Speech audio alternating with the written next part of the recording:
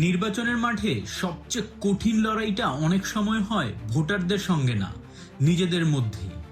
12ই ফেব্রুয়ারি নির্বাচন যত ঘনিয়ে আসছে, ঠিক ততই বাড়ছে এক অস্বস্তিকর প্রশ্ন। জামায়াতের নেতৃত্বাধীন ইসলামপন্থী জোট কি শেষ পর্যন্ত একসঙ্গে থাকবে, নাকি আসন বন্টনের চাপেই ভেঙে যাবে বহু আলোচিত এই সমঝোতা? চরমোনাই পীর মামুনুল হক আর মাঝখানে জামায়াত ইসলামী। একটি জোট, তিনটি শক্ত কেন্দ্র, আর এর ভেতরে জমে থাকা অসন্তোষ, যা এখন আর গোপন থাকছে না। এই গল্পের শুরু জুলাই গণ অভ্যুত্থানের পর। তখন রাজপথে একসঙ্গে দাঁড়িয়েছিল একাধিক ইসলামপন্থী দল। সেই সময় বাংলাদেশ জামায়াত ইসলামী, ইসলামী আন্দোলন বাংলাদেশ এবং বাংলাদেশ খেলাফতে মজলিস একই দাবিতে আন্দোলনে নামে। পরে সেই আন্দোলন ধীরে ধীরে রূপ নেয় নির্বাচনী সমঝোতায়, যার মূল ভিত্তি ছিল ওয়ান বক্স পলিসি, এক আসন এক প্রার্থী, কোনো জায়গায় নিজেদের মধ্যে প্রতিদ্বন্দ্বিতা নয়।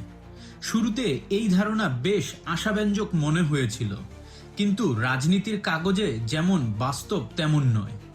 সময় যত গড়িয়েছে, আসন নিয়ে হিসাব নিকাশ ততই জটিল হয়েছে। ইসলামী আন্দোলন বাংলাদেশ শুরুতে চাইছিল শতাধিক আসনে প্রার্থী দিতে। আলোচনার চাপে সেই সংখ্যা ধাপে ধাপে কমে আসে। শেষ পর্যন্ত দলটি জানায় 50টির বেশি আসন হলে সমঝোতা সম্ভব। কিন্তু জামায়াতের প্রস্তাব ছিল ভিন্ন। তাদের সর্বোচ্চ ছাড় 40টি আসন। এই জায়গাতেই মূল সংঘাত। ইসলামী আন্দোলনে অনেক নেতা মনে করছেন তাদের সাংগঠনিক শক্তি ও মাঠের উপস্থিতির তুলনায় এই প্রস্তাব অসম্মানজনক। এই অসন্তোষ শুধু কথায় সীমাবদ্ধ ছিল না। মঙ্গলবার সন্ধ্যায় রামপুরার একটি মাদ্রাসায় বসে ইসলামী আন্দোলনের সুরা কাউন্সিল। দেশের বিভিন্ন প্রান্ত থেকে নেতারা ছুটে আসেন। রুদ্ধ দ্বার বৈঠক, নিচে পাহারা, বাইরের কেউ যেন উপরে না উঠে সে ব্যবস্থাও করা হয়। ভেতরে কি আলোচনা হচ্ছিল? দলীয় সূত্র বলছে জামায়াতের সঙ্গে থাকা না থাকার প্রশ্নটাই সবচেয়ে গুরুত্ব পেয়েছে। রাত গভীর হলেও আলোচনা থামেনি। মাঝে নামাজের বিরতি, আবার আলোচনা। এই দৃশ্যই বলে দিচ্ছিল সমস্যা হালকা নয়। একই সময় চাপ বাড়ছে বাংলাদেশে খেলাফতে মজলিস এর দিক থেকেও। তাদের চাওয়া ছিল 25টি থেকে 30টি আসন, কিন্তু জামায়াত রাজি সর্বোচ্চ 20টিতে। খেলাফতে মজলিস স্পষ্ট করে জানায়, সব আসনে ছাড় না পেলে কিছু আসন উন্মুক্ত রাখা হবে, অর্থাৎ সেই আসনগুলোতে জোটের ভেতরেই প্রতিদ্বন্দ্বিতা। এটা ওয়ান বক্স নীতির ঠিক উল্টো। এই টানাপোড়েনের ভেতরে আরেকটি বিষয় ইসলামী আন্দোলনের নেতাদের ক্ষুব্ধ করেছে। জামায়াতে আমির শফিকুর রহমান বিএনপির ভারপ্রাপ্ত চেয়ারম্যান তারেক রহমানের সঙ্গে সাক্ষাৎ করে জাতীয় সরকার গঠনের পক্ষে কথা বলেছেন। ইসলামী আন্দোলনের অনেকের চোখে এটা দ্বিচারিতা। একদিকে ইসলামপন্থী দলগুলোর সঙ্গে সমঝোতা, অন্যদিকে বিএনপির সঙ্গে আলাদা আলোচনা। এই বার্তাটা ভালোভাবে নেয়নি তারা।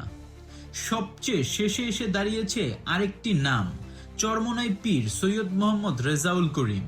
দলীয় সূত্র বলছে তিনি যদি চান সমঝোতা থাকবে, আর তিনি যদি না চান সুরা কাউন্সিল বা মজলিসে আমেলার সুপারিশও অকার্যকর হয়ে যাবে।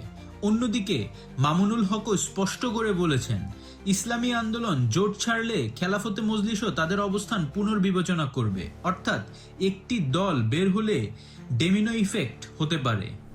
12ই ফেব্রুয়ারি নির্বাচন শুধু বিএনপি বনাম জামায়াতের লড়াই নয়, এটা ইসলামপন্থী রাজনীতির ভেতরের শক্তিরও পরীক্ষা। আসন নিয়ে এই টানাপোড়েন যদি শেষ মুহূর্তে জোট ভেঙে দেয়, তার প্রভাব পড়বে ভোটের ফলাফলে সরাসরি। প্রশ্ন এখন একটাই, চরমোনাই পীর ও মামুনুল হক শেষ পর্যন্ত জামায়াতের সঙ্গে থাকবেন, নাকি এই জোটের গল্প শেষ হবে শুরু হওয়ার আগেই? বাংলাদেশের নির্বাচন রাজনীতিতে এই উত্তরের দিকেই সবার চোখ। আপনি কি ভাবছেন? নিচে কমেন্ট করে জানাবেন। ধন্যবাদ।